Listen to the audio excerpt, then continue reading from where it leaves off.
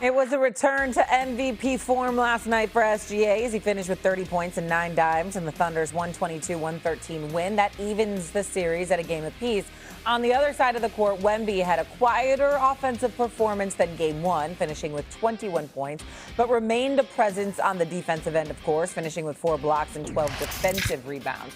The Spurs, a better team with Wemby on the court. Of course they are. They are a plus 288 with him in the lineup and a plus 22 when he's on the bench. The Spurs shoot 50% with Wemby and only 46% without him. But now we ask the question, who needs to do more for their team to win this series? Is it Wemby or is it SGA, Perk? This is an easy answer.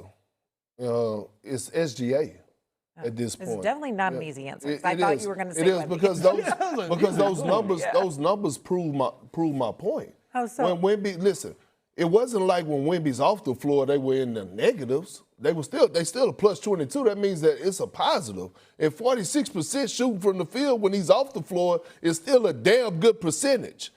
SGA, when he don't deliver and he's not getting you 30-plus points, the Thunder struggle. And especially now, we don't know what's going to happen with J-Dub.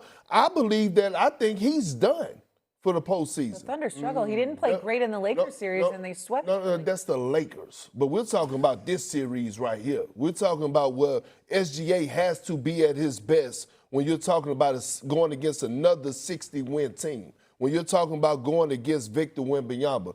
Stephen A. just alluded to, I just called out in the first segment, the A block, that Chet Holmgren has been basically a no-show in Game 1 and Game 2. That's supposed to be your Robin. You can't continue to rely on the role player in Alex Caruso to come in and average 24 going on the road. That's not going to happen.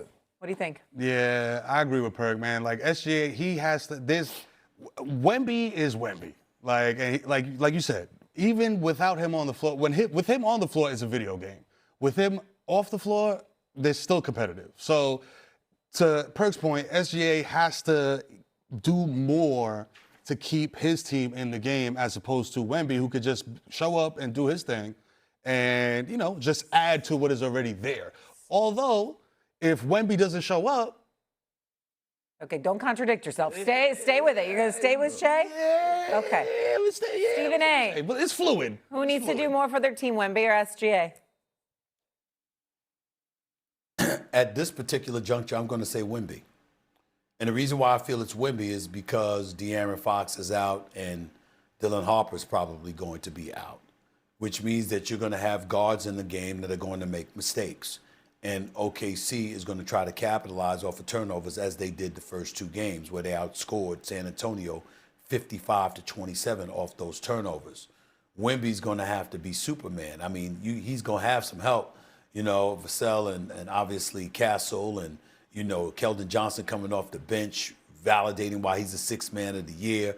Harrison Barnes with the big-time 3 that pulled it within 2 last night from the left corner. You've got pieces around him, but Wemby's going to have to make his impact so profound that it can overcome some of the inevitable mistakes that their guard play may incorporate because guys are injured. That's how I'm looking at it. Doesn't he do that all the time? Hold on. Thunder are plus 144 with SGA on the court and plus 126 with him on the bench. Yeah, but this is what I'm saying. But they I get the final Shay. one. Gusto, the Oklahoma City Thunder, San Antonio Spurs. Game number 2 goes to OKC, 122-113. SGA leads the way with 30 points, 9 assists. Alex Caruso, yet again, awesome off the bench. Steph Castle led the scoring for San Antonio, 25 points, but turned the ball over 9 times. He got 20 turnovers in the first 2 games. Why is he handling the ball so much as a 6'6" combo guard that's really not a true point guard? Well, because De'Aaron Fox didn't play yet again because of an ankle injury, and Dylan Harper left the game in the 3rd quarter with a right hamstring injury. He's not the only person to leave the game last night. Jalen Williams, the wing from the Thunder, left the game yet again with a hamstring injury. Remember, he missed a bunch of games early on in the playoffs, so tons of injuries all over the place. But Oklahoma City is tied the series up at 1 game apiece. How? How? How did they do this last night? What was different, guys, last night for you versus game number 1 against San Antonio and Wemby? They had a better plan in terms of keeping Wemby out of the paint, limiting his production, right? Isaiah Hartenstein playing 27 minutes. That was absolutely huge in terms of him frustrating Wemby, flustering Wemby. In game 1, Wemby had 26 points in the paint.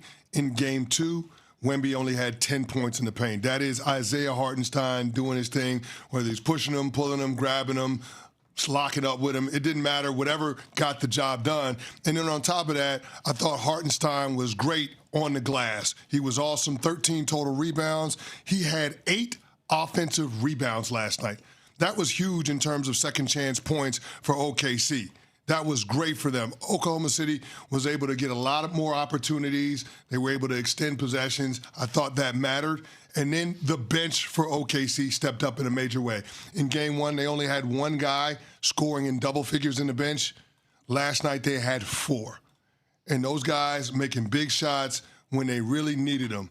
I thought what blew the game open in the fourth quarter, what gave the Oklahoma City Thunder the decided advantage, was the back-to-back threes midway through the quarter, Cason Wallace nailing a wide-open 3, and then Jared McCain coming off of a screen, banking a 3. I don't know if he called bank. He was going back on defense smiling. Doesn't matter. It went in.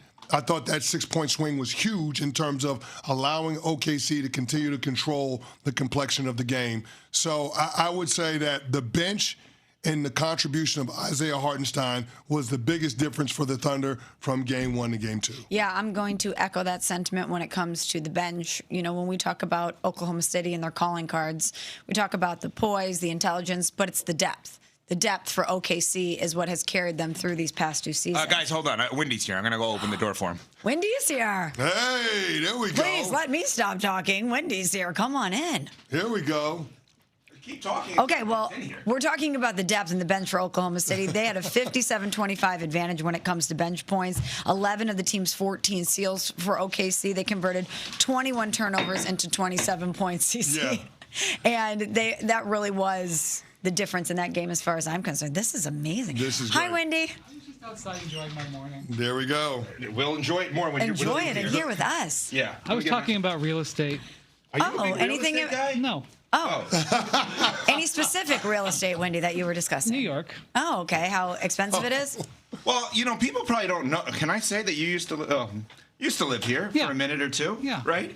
It was very expensive, and it still is very expensive. It's ridiculous. I'm very junior to him. All right, switch seats. Switch seats with me. I mean, this is are we amazing. live on air?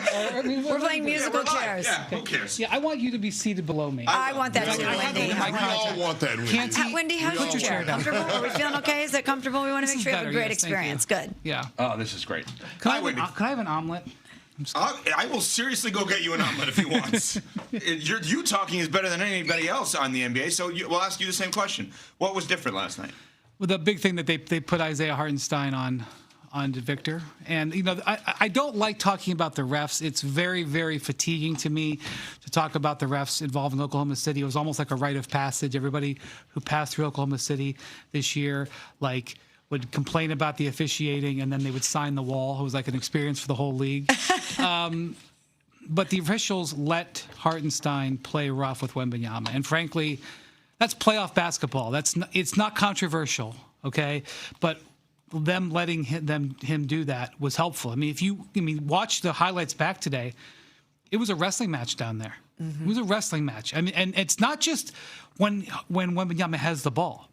Every time, there would be a player driving to the basket or whatever, Wembanyama would hold, grab. I'm not even saying it was illegal. I'm just saying the referees let them play physical with him, and that is how they have to play. And so I actually felt that their wings, they used Caruso and Jalen Williams and Lou Dort in game 1.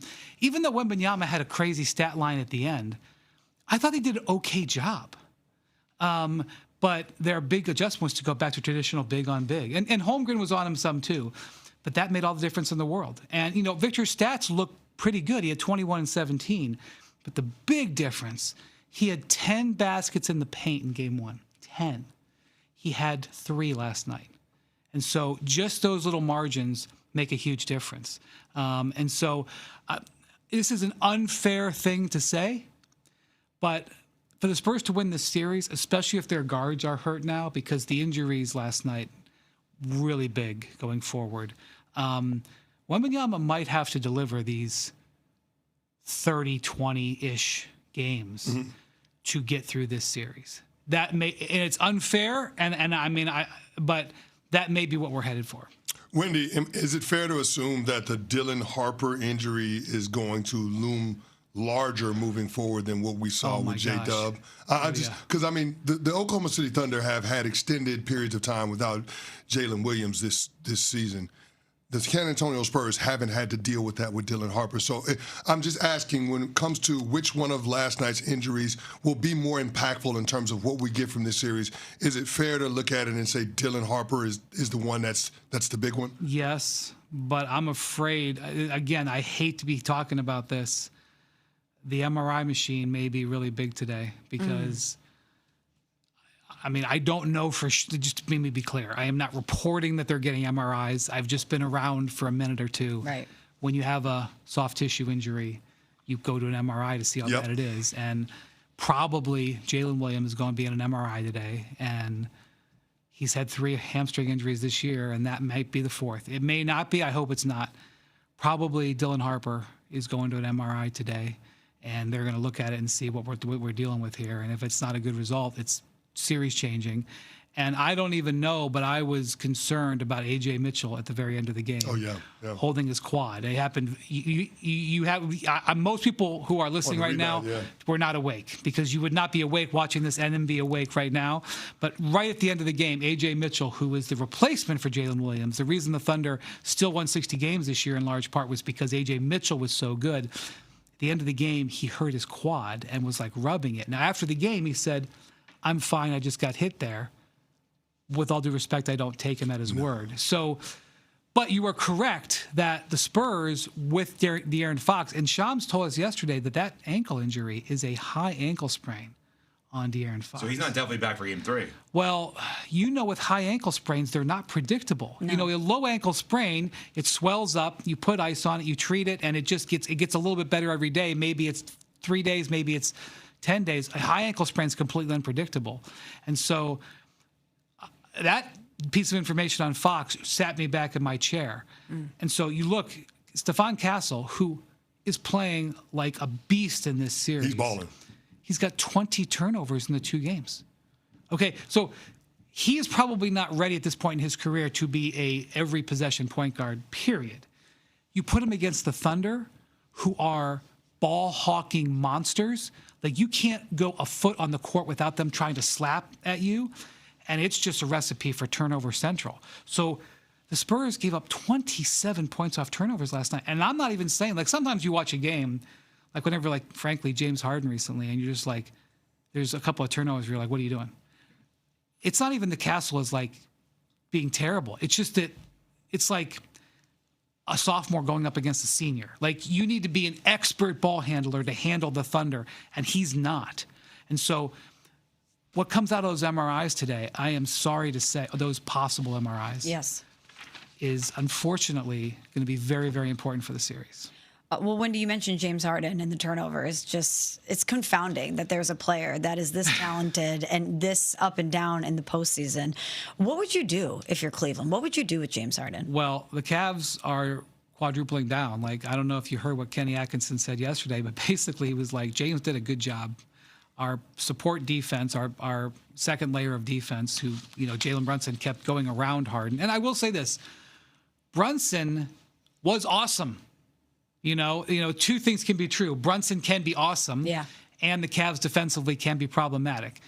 But there were many possessions where Brunson just toasted Harden. And what Kenny Atkinson said yesterday is, number one, the Knicks made shots that they don't normally make. That wasn't his exact quote, but I'm summarizing it because he was talking about shot quality metrics, which I won't bore you with. He was basically saying, we have better numbers than you guys have in the media, and our analytics say that these stats they shouldn't have made all these shots. That's the inner Daryl Morey that he's channeling? Yes, and I mean, like, the Cavs are not the only ones who feel that way, but basically what he was saying is, don't believe your lying eyes. Harden actually did fine.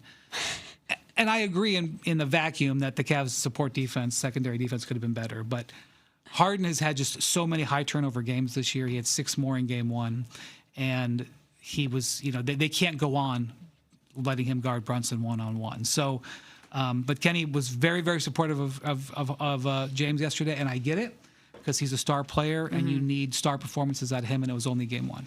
Can I ask you this, Wendy? Is Kenny Atkinson coaching for his job in this series? Can we answer that coming up? Sure. You have more time?